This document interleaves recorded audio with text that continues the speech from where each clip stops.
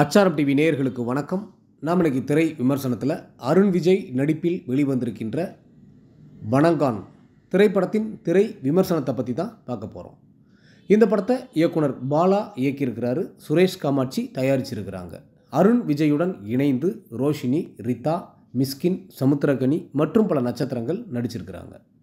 இந்த படத்தோட கதை என்னென்னு பார்த்தீங்கன்னா, கன்னியாகுமரியில் ஒரு ஆதரவற்ற மாற்று திறனாளிகள் இல்லத்தில் வேலை செய்து வருகின்றார் அருண் விஜய். அருண் விஜய் வாய் பேசவும் காது கேட்கவும் முடியாத இளைஞர். அவரது தங்கையின் மீது பாசம் வைத்து வாழ்ந்து வருகின்றார். அருண் விஜய் கண்முன்னே தவறு நடந்தால் அடித்து துவம்சம் செய்து விடுவார். இப்படிப்பட்ட சூழ்நிலையில் ஆதரவற்ற இல்லத்தில் பெண்கள் குளிப்பதை 3 ஆண்கள் பார்த்துவிட அதை அருண் விஜயிடம் சொல்கிறார்கள். அருண் விஜய் மூவரில் 2வரை கொடூரமான முறையில் கொலை செய்கின்றார்.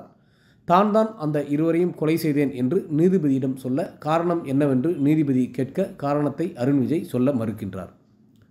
காரணத்தை கண்டுபிடிக்க ஸ்பெஷல் ஆபீசராக சமுத்திரகனியை நியமிக்கின்றார். அதன் பிறகு என்ன நடந்தது, அருண் விஜய் செய்த குற்றத்திற்கு தண்டனை கிடைத்ததா இல்லையா என்பதே இந்த படத்தின் மீத கதை.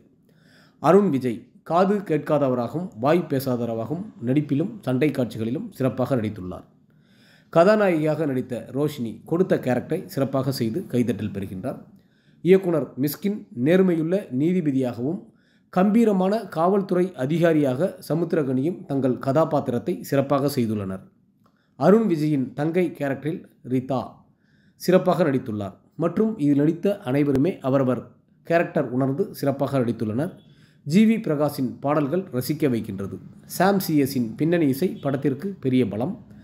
2ஆம் பாதியை சுவாரஸ்யமாக சொன்னவர், முதல் பாதியை இன்னும் சிறப்பாக திரைக்கதை அமைத்திருக்கலாம். இயக்குனர் பாலாவுக்கு பாராட்டுக்கள்.